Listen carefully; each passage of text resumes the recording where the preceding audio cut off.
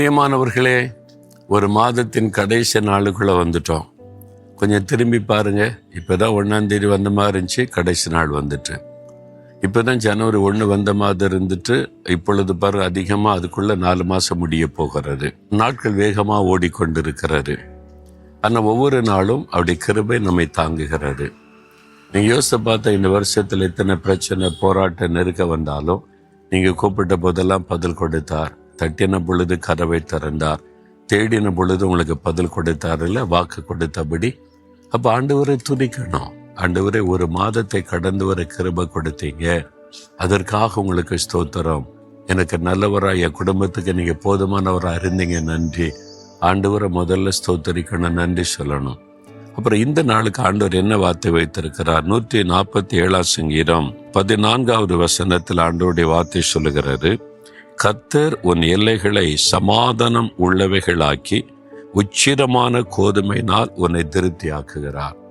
உன்னுடைய எல்லைகளை சமாதானம் உள்ளதாக்கி திருப்தியாக்குகிறார்.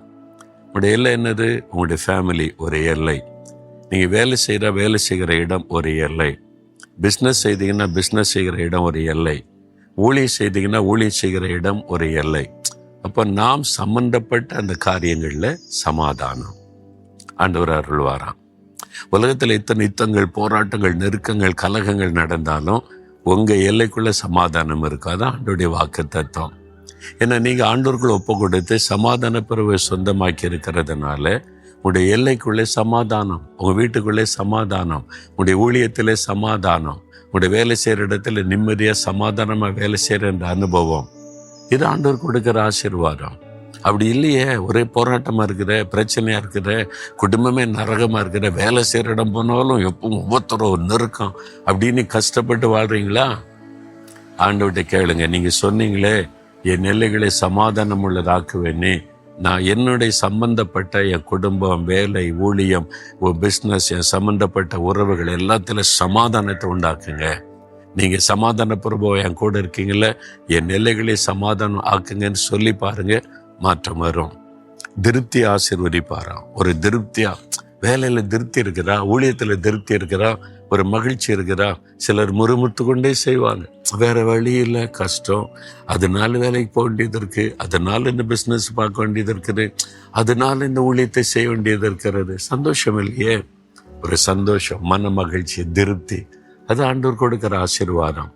அப்போ உங்கள் வாழ்க்கையில் கர்த்தர் கொடுக்கிற வாக்கு தத்தத்தை சொந்தமாக்கி என் எல்லைகளை சமாதானம் உள்ளதாக்குங்க.